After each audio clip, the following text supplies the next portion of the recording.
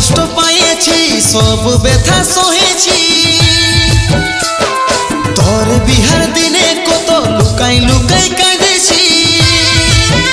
শুধু তোকে খুশি দেখার কারণে অভিশাপ হয়ে আলিস জীবনে বোধহয় সুখ পাবো আমি মরণে অভিশাপ হয়ে আলিস জীবনে